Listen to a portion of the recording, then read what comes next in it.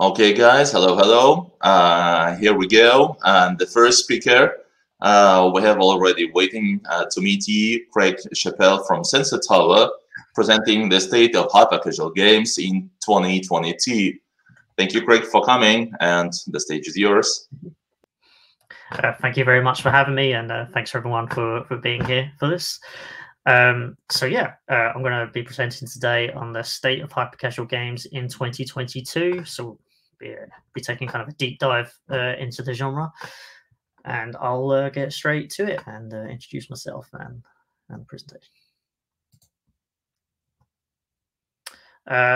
Just a little bit about me. So I'm Craig Chapple, and I'm the mobile insight strategist for EMEA at Sensor Tower. I keep an eye on the trends in the mobile gaming world and write analysis for our blog on what's going on in the industry using market data from our platform. Previously, excuse me, I've worked as the senior editor for mobile games business website PocketGamer.biz, as well as at Nintendo of Europe and Develop magazine, which, if you follow, is now called MCV Develop.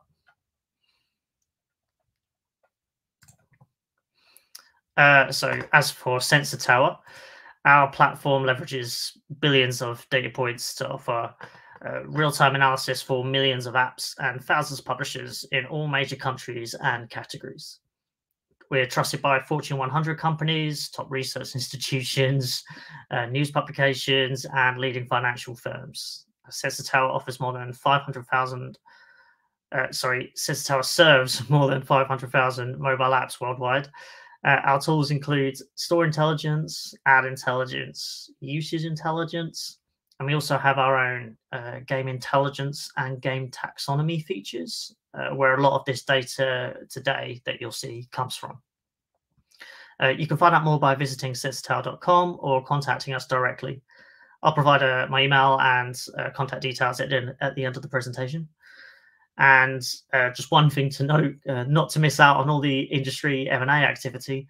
In May 2021, we announced the acquisition of a company called Pathmatics, which is a leader in the world of digital advertising intelligence, which provides deep, actionable insights across the digital advertising ecosystem.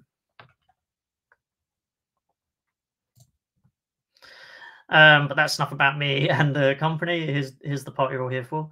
So here's a quick overview of the agenda today. We'll jump straight in with data on the state of the mobile games market in 2022, providing a short overview of revenue and downloads over the last few years and the top genres. Then we'll dive into mobile game monetization methods and trends. Sorry, that's not it. So we actually be jumping into hyper-casual games in 2022, and finally we'll look at a case study.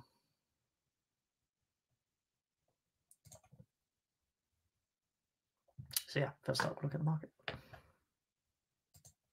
So this data comes from our game intelligence platform and features estimates from all games that we've tagged. Here you can see that the global COVID-19 pandemic and lockdowns had a clear impact on player spending in mobile games, with a large surge in Q2 2020 of 33% year over year. Player spending went on to peak in Q1 2021 at $22.6 billion. So that's worldwide across the App Store and Google Play. However, for the first time ever, mobile game player spending declined year over year in Q1 2022, falling by 6% to $21.2 billion. This is primarily due, perhaps, to the kind of high base of comparison from the previous year, as it looks like the market has settled from the outsized growth that we saw over the past 2 years.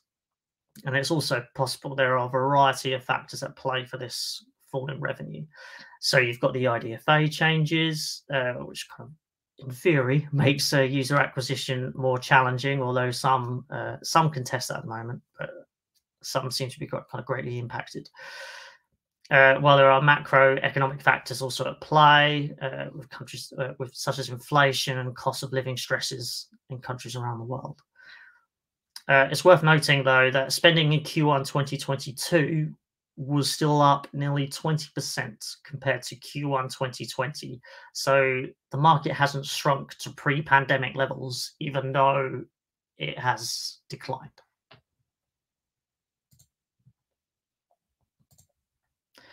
Here we can get an overview of the markets kind of driving global player spending, which are the United States, Japan, China, and South Korea.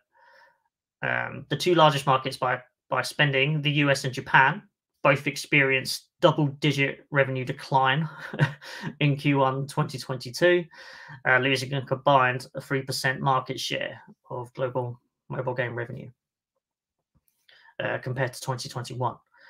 Meanwhile, countries outside the top 5 have actually slowly gained market share, with emerging markets with higher growth potential perhaps becoming a bit more popular among publishers, although clearly these markets still generate the majority of revenue. One thing I'll note about this data is that these estimates are for the App Store and Google Play only, so we do not provide estimates for other third-party Android stores, such as those available in China. Obviously, China's revenue, will probably be significantly higher if there was extra Android revenue there. So downloads actually offers a different story to what we've seen with revenue, which is pretty good news for the ad-driven world of hyper-casual. So, like we saw with player spending, 2020 saw a surge in downloads, this time rising in Q1 by 39% year over year, before rising further in Q2 2020 to an all-time high. In Q1 2022, though revenue was down, installs were up by 2% year over year, with downloads keeping around the 4 billion mark since Q4 2020. And of course, Google Play, as you can see here, is clearly driving those downloads. So India remains by far the largest market for downloads, accumulating 15% of the worldwide total in Q1 2022. Though this was actually down 2 percentage points from 2021. But of course, we're comparing a quarter to the whole year. Brazil, meanwhile, consolidated its position as the third largest market for downloads, just behind the US in second. With Brazil experiencing actually faster growth than the US, it's possible that it will become the second largest market by downloads. As for why countries like India and Brazil rank so highly, this is likely to do with the proliferation of low-end Android devices combined with high populations. Comparatively to a country like the US, however, player spending is relatively low to the number of downloads, but revenue is increasing in these countries.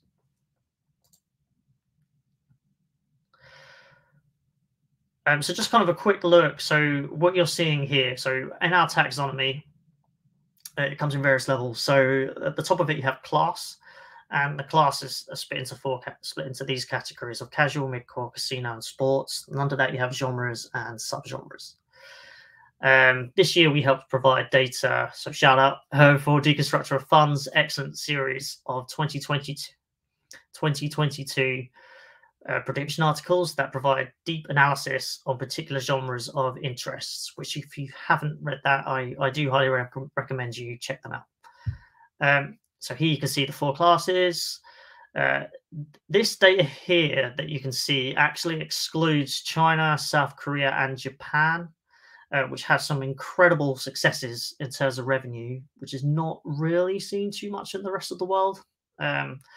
We can see that mid-core is the big money maker with $14.5 billion in IP revenue, and casual kind of follows behind with 11.4 billion. Casual, interestingly, makes up 20%. It's not 20%. Makes up 80% of all mobile game downloads. Though it's worth noting that many casual titles generate significant ad revenue, which we aren't tracking here. Yeah, so now that we've looked at the overall market, we'll examine hyper-casual games specifically.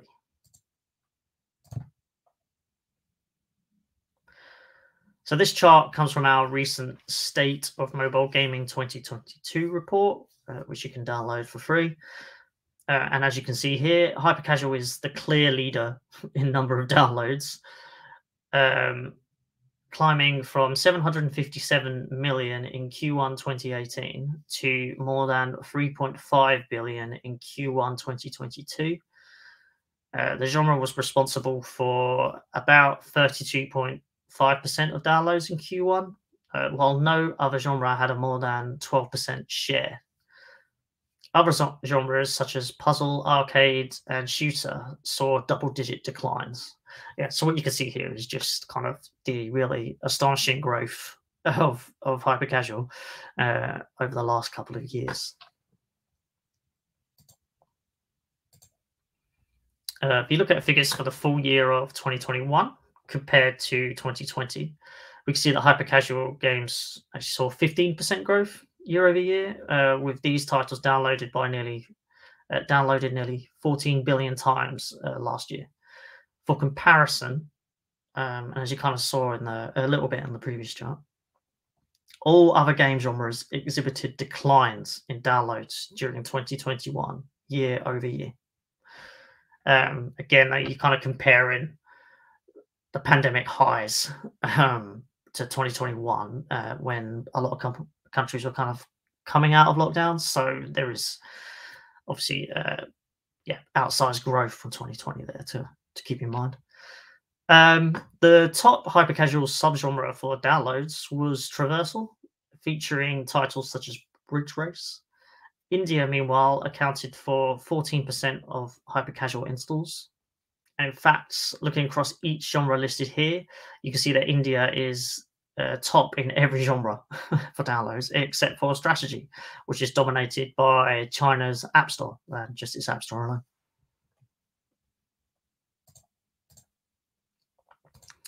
So if we go diving a bit deeper and expanding really on the subgenres, we can see that in Q1 2022, the top two for year-over-year downloads growth are from the Hypercasual genre, the top two subgenres there.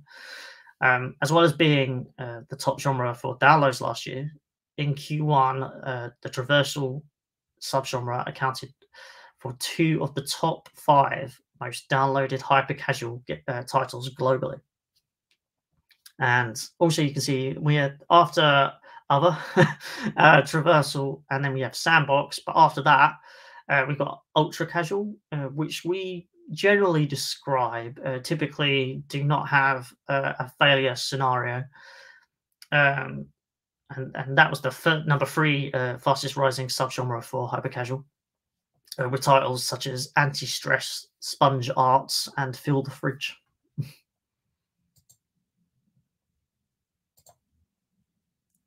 And now that we've looked at the genre and subgenre growth, this slide shows the top 5 Hypercasual titles by global downloads across the App Store and Google Play each year since 2018. I'm sure there are a lot of familiar names here, but one of the most interesting things that we can see in the market is how with each passing year, there are new top titles. So you can kind of see, Fun Race 3D, Color Bump, Run Race, those are the top titles in 2019. At least in the top 5, you don't see them return. I think this generally kind of speaks to the short lifespans of many Hypercasual titles, although even that's not necessarily always the case, particularly if you're looking outside the top 5. Interestingly, Join Clash 3D from Supersonic Studios kind of breaks this trend, repeating the feat of ranking as the number 2 most downloaded Hypercasual title worldwide in both 2020 and 2021.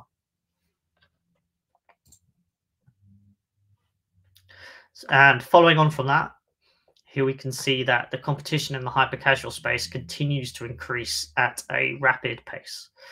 In 2019, 158 titles generated more than 1 million downloads. So I'm just talking about Hypercasual. In 2020, that figure rose to 289, while in 2021, it rose again to 376, which is just astonishing growth. and particularly in the face of kind of IDFA headwinds. And one interesting thing to note, however, is that while this figure rose, the number of hyper-casual titles that generated more than 50 million downloads shrank in 2021. So here you can see 32 titles generated between 50 and 100 million in 2021. In 2020, that figure was actually 41. And then 100 million plus, again, like in 2020, that was 15. 2021, that's actually gone down back to 2019 levels of 12. Again, that could probably be a lot attributed to kind of the outsized growth. So, you know, a lot of top titles, well, even some legacy titles, but top titles kind of generated crazy numbers back in 2020. I guess that's perhaps hard to replicate. We touched upon downloads by country earlier, and here we get a deeper breakdown of the top countries by hyper-casual downloads. Apologies, there's a slight rounding issue here, I think, with the previous slide. So India accounting for approximately 14.5% of downloads. As previously I said 14, and here it shows 15, but it's actually in between. India is clearly the top market, with the US ranking number 2 and Brazil number 3, which reflects kind of the same ranking positions as the global mobile games market as a whole that we saw earlier, which is, again, quite interesting.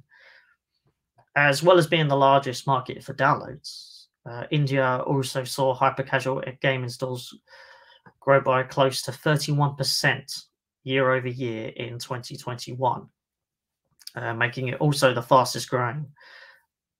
Indonesia followed with approximately 30% growth, while Brazil ranked as the number 3 fastest growing market for the genre with 13% growth.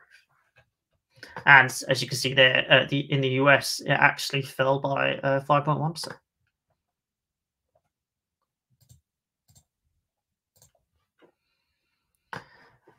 So hyper-casual is clearly just so dominant when it comes to downloads that it takes up nearly 32% share of the global market across the App Store and Google Play combined. But not only does it have the largest market share, and not only have downloads risen, but time spent, according to Sensor Tower data estimates, is also up by 5.1% to 58 billion hours in 2021. Again, a truly crazy figure. I would note that sometimes that share might change, and I think it's actually interesting at the moment that because there's a lot of IP actually coming, there's always been a lot of IP used in mobile, but now we're kind of seeing big IP, Apex Legends, you've got your Call of Duties, your Mario Karts. I think, you know, maybe over time, some more core games will continue to kind of generate more downloads than they perhaps had historically.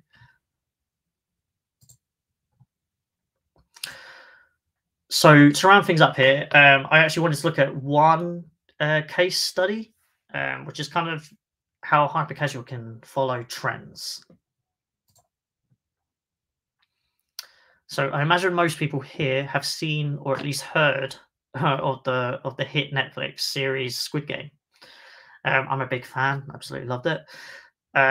It was released on September 17, 2021, and it became Netflix's most watched series, at least at the time. I'm not sure if that's changed since, attracting more than 142 million member households, which is, I keep saying these figures are crazy. That's another crazy figure. And it was a global phenomenon, and hyper-casual publishers aren't known to miss out on such hot new trends. So by October 2nd, so just 2 weeks later, Candy Challenge hit the market, a title heavily inspired by the show. Squid Game continued to gain popularity around the world, and by the end of October, 3 Squid Game influenced titles hit the top 10 list of most downloaded games in the world for the App Store and Google Play. So we've got Candy Challenge 3D, Cookie Carver, and 456. 456 is the shirt that the lead character of the show wore. Interestingly, Interestingly, though, it wasn't just the Hypercasual games that took advantage. In November, YouTuber Mr. Beast created a real Squid Game. Nobody died, but I do encourage you to check it out. It is fascinating that they actually put this all together, and that attracted more than 200 million views. It's actually 250 million at the moment, I think. The event and video was sponsored by Supercell and specifically Brawl Stars.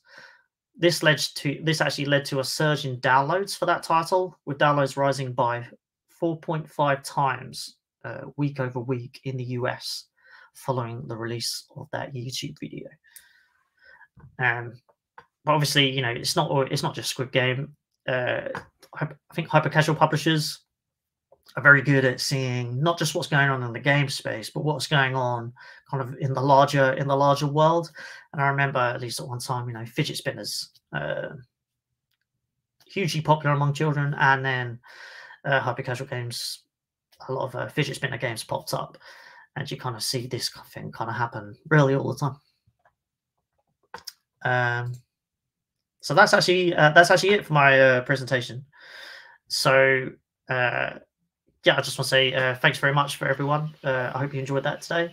If you have any questions or you just want to get in touch, you can reach out to me at craig.chapple@sensortower.com. And if you're interested in the Sensor Tower platform, you can contact our sales team at sales@sensortower.com. And finally, if you want to just visit the website and check it out, discover more about our platform, and to find out industry insights on our blog, yeah, just go to sensortower.com.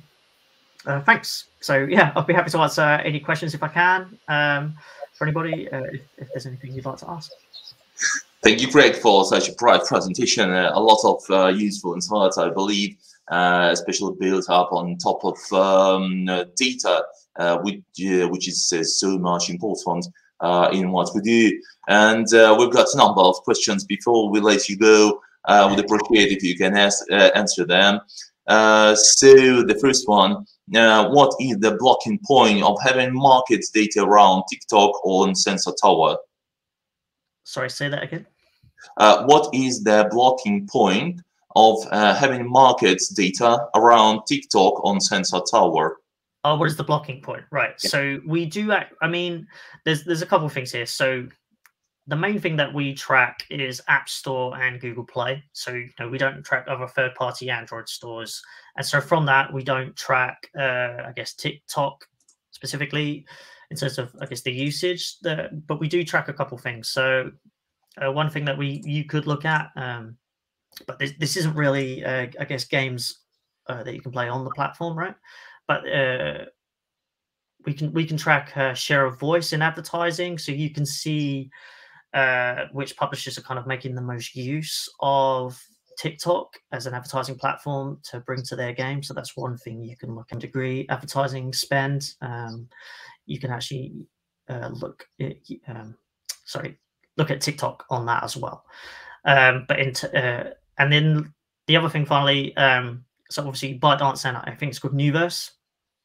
They do release a number of games, and you can track those games that they've released on App Store and Google Play in Sensor Tower. I hope that answers the question. Thank you so much. The next question is, could you differentiate the organic and paid growth of these hyper games? One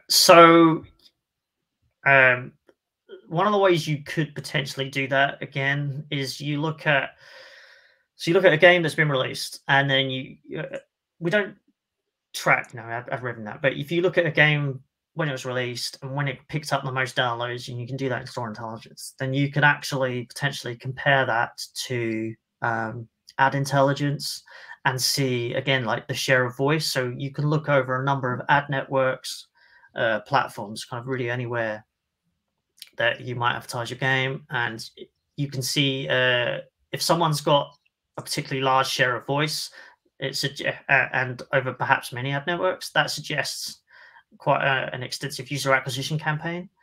So that's kind of one way you can kind of look at, okay, and make some assumptions about whether something was paid or organic. So I guess if there's no kind of if there's very low share of voice or none, then you can probably assume that some of that's organic. And so there are ways that you can check that. Thank you so much. Probably the fun question for today. What's your advice to those seeking the killer trend to produce the disruptive hyper-casual game nowadays, based on your data?